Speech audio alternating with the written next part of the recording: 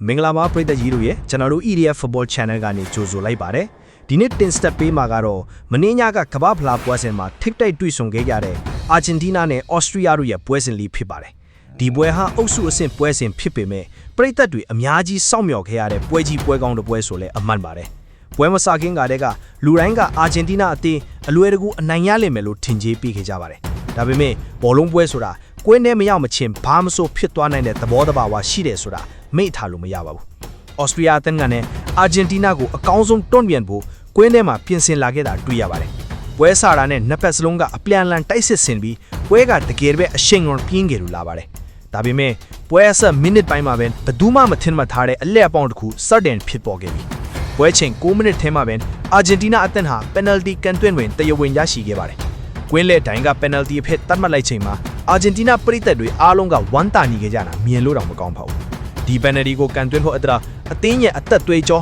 ာလီယိုနယ်မက်ဆီကပဲတာဝန်ရောက်ရှိလို့လာခဲ့ပါတယ်။မက်ဆီရဲ့အတွေ့အကြုံကဒီဂိုးဟာအလွယ်တကူဝင်သွားလိမ့်မယ်လို့အားလုံးကယုံကြည်နေခဲ့ကြပါတယ်။ဒါပေမဲ့မက်ဆီရဲ့ကန်ချက်ကိုအော်စတြီးယားဂိုးသမားက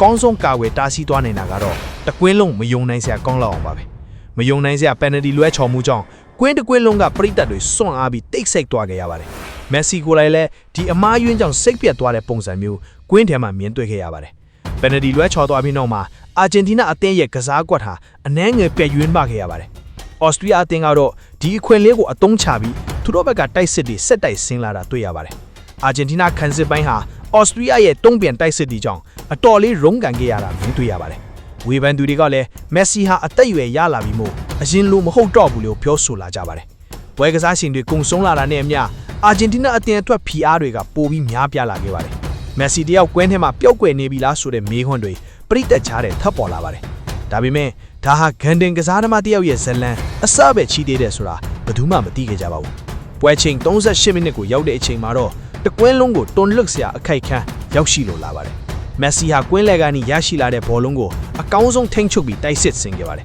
။သူ့ရဲ့ထူးချွန်ပြောင်မြောက်တဲ့ခြေစွမ်းနဲ့အတူအော်စတြီးယားနောက်ခံလူတွေကိုကြော်ဖြတ်နိုင်ခဲ့ပါတယ်။ပြီးတော့ဘယ်သူမှမမျှော်လင့်ထားတဲ့လှပလွတ်တဲ့ကန်ချက်နဲ့အဖွင့်ဂိုးကိုတွင်းညှို့ပေးလိုက်နိုင်ခဲ့ပါတယ်။ဒီဂိုးဝင်သွားတဲ့ချိန်မှာတော့အကွင်းလုံးကအာဂျင်တီးနားပရိသတ်တွေအောင်ပွဲခံအော်ဟစ်ခဲ့ကြတာမြင်လို့တော့မကောင်းပါဘူး။မက်ဆီဟာသူ့အပေါ်ငွေပန်ခဲ့တဲ့သူတွေကိုဒီဂိုးနဲ့ပဲအကောင်းဆုံးတက်တည်ပြခဲ့တာဖြစ်ပါတယ်။ပထမပိုင်းမှာအာဂျင်တီးနားအသင်းဟာဒီတခိုးတဲ့နဲ့ပဲပွဲကိုဦးဆောင်ပြီးနားခဲ့ပါတယ်။ဒုတိယပိုင်းပွဲကစားချိန်ဖျက်လဲစတင်တဲ့အခါမှာတော့ပွဲကပိုပြီးတော့ကြည့်လို့ကောင်းလာခဲ့ပါတယ်။အော်စတြီးယားအသင်းကခြေပဂိုးရဟုအတလူဆိုင်လက်မှုတွေလုပ်ပြီးအာကုံတုံးကစားလာတာကိုမြင်တွေ့ရပါတယ်။သူတို့ရဲ့တိုက်စစ်ဆင်းမှုတွေဟာအာဂျင်တီးနားဂိုးသမားအီမီမာတီနက်စ်ကိုစမ်းသပ်နိုင်ခဲ့ပါတယ်။ဒါပေမဲ့အီမီမာတီနက်စ်ကတော့လက်စွမ်းပြပြီးအော်စတြီးယားရဲ့ဂိုးကန်ချက်တီကိုတစ်ကြိမ်ကာကွယ်နိုင်ခဲ့ပါတယ်။အာဂျင်တီးနားအသင်းကလည်းဒုတိယအနိုင်ကိုရရှိဖို့အတွက်ကစားကွက်ကိုအပြောင်းလဲလုပ်ခဲ့ပါတယ်။စကာလိုနီရဲ့နိဗျူဟာတွေကြောင့်အာဂျင်တီးနားဟာပွဲကိုပြန်လည်ထိန်းချုပ်နိုင်ခဲ့တာတွေ့ခဲ့ရပါတယ်။ပွဲကတော့မိနစ်90ပြည့်တဲ့အထိတစ်ဖက်နဲ့တစ်ဖက်အကျိတ်နဲ့တွင်ချပြီးဆယ်နေသေးပါပဲ